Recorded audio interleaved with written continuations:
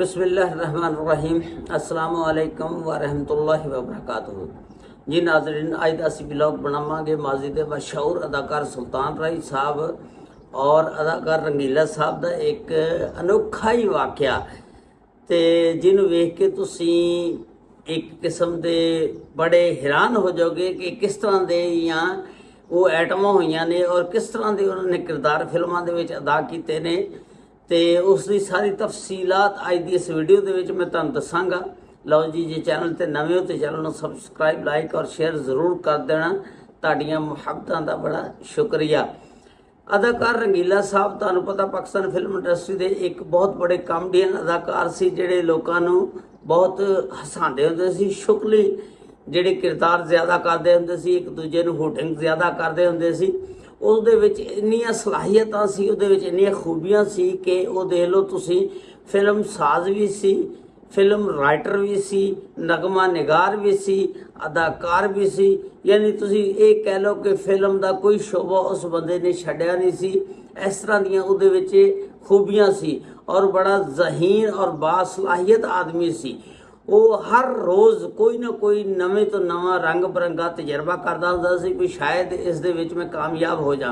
क्योंकि जदों एक बंदा नवा तजर्बा करता वो जिस वेले उहदे विच कामयाब हो जाता तो फिर उहदे पिछे लाइनें लग जांदियां ते जे फेल हो जाता फिर मूँह भरने गिर जाता।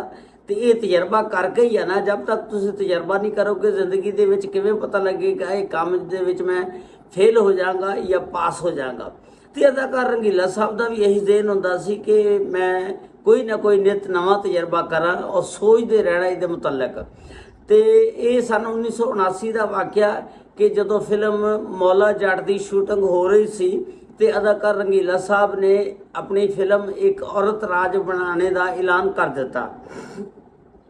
हुण इहदे वास्ते औरत राज फिल्म वास्ते इनू अदाकारां की जरूरत सी।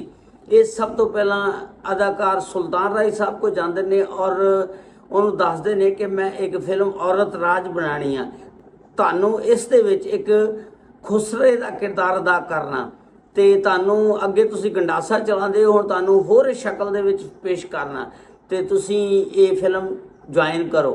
अदाकार सुल्तान राय साहब कहन लगे यार किहड़े कमी लग्या, मैं नहीं ये किरदार अदा करना, तुसीं किसी होर कोलों करा लो। ये फिर अदाकार शाहिद साहब को जाते हैं। शाह साहब नूं कहंदे ने जी मैं किरदार खुसरे का करना, औरत राज फिल्म बना रहे हैं तो ये किरदार तुसीं अदा करो। अदाकार शाह साहब कहने लगे यार ये किरदार मैं नहीं करना, तुहानूं पता जिहड़ा बंदा अरोई दीआं बुलंदियां ते पहुंचिया होवे वो कोई इस तरह का किरदार नहीं करता कि वह खुसरा बन जाए, नत्थ पा ले, गले दे विच हार पा ले, वो खुसरियां की तरह ताड़ियां मारदा फिरदा जावे। तो इस तरह शाह साहब ने भी जवाब देता। फिर इस तरह अदाकार फिर वहीद मुराद साहब को जाते हैं जोड़े चॉकलेट हीरो होंगे ने। उस टाइम अदाकार वहीद मुराद साहब के उत्ते जवाल का टाइम होंदा, उहदा अरूज जिहड़ा सी खत्म होया हुंदा ते उहनूं फिल्मां दे विच काम भी नहीं इन्ना मिलदा हुंदा। जिस वेले उहदे कोल जाते ने अदाकार वहीद मुराद साहब को सारी स्टोरी दसी, अदाकार वहीद मुराद साहब फिर हामी भर लेंदे ने, कहंदे ठीक आ हुण इस फिल्म दे विच एक बंदा हो गया। उस तो बाद फिर ये जाते ने अदाकार नदीम साहब को और नदीम साहब नूं जाके दसदे ने कि मैं इस तरह का एक किरदार तुसीं एक मेरी फिल्म औरत राज बन रही है उहदे विच खुसरे का किरदार अदा करना। तो अदाकार नदीम साहब भी कहते हैं जान दे यार किहड़े कमी तूं लग गया, मैं ये किरदार नहीं करना, कोई किसी होर कोलों करा लो। फिर अदाकार नदीम साहब भी जिहड़े ने इनकार कर दिंदे ने। फिर ये अदाकार मुहम्मद अली साहब कोल भी जाते हैं तो अदाकार मुहम्मद अली साहब नूं कहंदे ने तुसीं ये किरदार करो। अदाकार मुहम्मद अली साहब भी इनकार कर दिंदे ने। जिस वेले इनकार सारे हीरो कर दिंदे ने फिर ये परेशान हो जाता है, कहता यार मैं की करा, फिल्म औरत राज बनाने का ऐलान तो मैं कर दिता लेकिन इनू पाए तकमील तक किदम पहुँचावां, इन मुकम्मल किस तरह करा।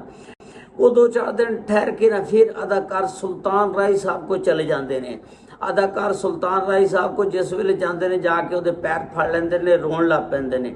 अदाकार सुल्तान राय साहब नूं कहंदे ने मैं ना अज तुहाडे कोलों हाँ करा के इत्थों उठना, वरना मैं अगर तुसीं हाँ ना कीती खुदकशी कर लांगा और मैं बिल्कुल ये फिल्म हुण बना के हटनी आ।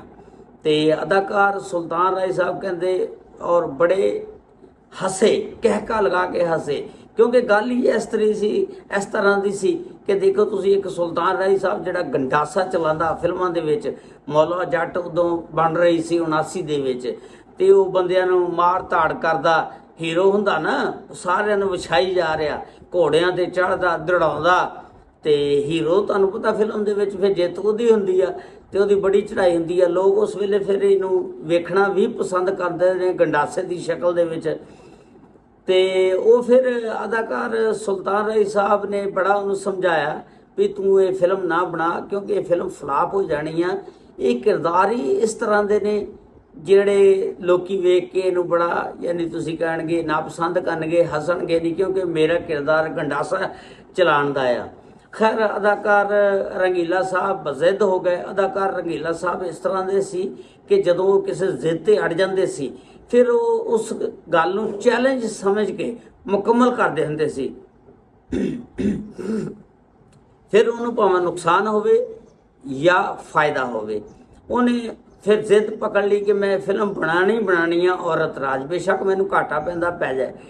खैर उत्थे फिर जिस वेले सुल्तान राय साहब एग्री हो जाते हैं, हामी भर लेंदे ने। सुल्तान राय साहब बड़े सखी दिल आदमी सी, उन्होंने कहा अच्छा यार तू अगर जिद करदा ना तो मैं इस फिल्म दे विच काम कर लैंदा, रोल कर दिंदा, कोई गल नहीं, तू बना, फिर हौसला ना छड़, खुदकशी ना कर।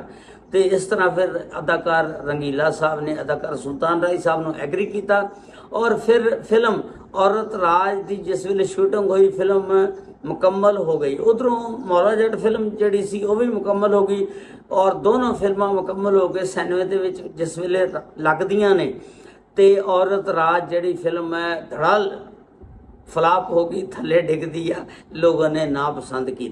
ते मौला जट जिहड़ी फिल्म सी इन्हें फिर धुम्मां पा दित्तियां, लोगों ने सुल्तान राय साहब के गंडासे नूं बड़ा पसंद किया और सुल्तान राय साहब ने फिर अदाकार रंगीला साहब ने कहा हाँ बई हुण दस, मैं तैनूं कहा सी ना भी ना बना, हुण तू मूँह लटका के बैठा ते हुण तैनूं घाटा पै गया, हुण दलेर बन, कोई गल नहीं, ये काम जिंदगी दे विच आंदे जांदे रहिंदे ने, अरूजो जवाल आंदा जांदा रहिंदा। ते इस तरह फिर वो फिल्म जिहड़ी सी औरत राज फ्लाप हो गई सी जबरदस्त किस्म दी। ते मौला जट इस तरह बंबे झाड़ के उत्ते चले गई और उन्हें फिर बड़ी हिट हुई उस वक्त की। मौला जट कामयाब तरीन सुल्तान राय साहब की फिल्म सी और सुल्तान राय साहब फिर उस तो बाद बहुत ज़्यादा मशहूर मरूफ हो गए। इस फिल्म के विच जिहड़ी औरत राज सी इहदे विच अदाकारा राणी जिहड़ी सी ये अदाकार वहीद मुराद और सुल्तान राय साहब नूं ये खुसरे बने हुंदे आ। सैट ते आके फिर उस वेले उस वक्त दे यानी मोहम्मद अली साहब जिन्होंने पहला इन्होंने कहा सी शाहद साहब नदीम साहब आके वेखते हैं उन्होंने किरदार नूं और फिर बड़े हसते हैं कि इन्हों के किरदार किस तरह के ने। और फिर इस तरह फिर वो फिल्म जी सी मुकम्मल हो गई, जिस वेले लगी फ्लाप हो गई सी। ये अज की स्टोरी सी जी मैं तुहानूं बयान की, उम्मीद है तुहानूं पसंद आई होगी। अगले विलॉग दे विच इंशाअल्लाह दोबारा मिलांगे। अल्लाह ताला सुल्तान राय साहब नूं और जिन्हें भी साडे पाकिस्तान फिल्म इंडस्ट्री के अदाकार फौत हो गए ने सब दे गुनाहां नूं माफ़ फरमा के जन्नतुल फिरदौस दे विच आला मुकाम अता फरमाए। इंशाअल्लाह कल ज़रूर मिलांगे। अस्सलामु अलैकुम व रहमतुल्लाहि व बरकातुहू।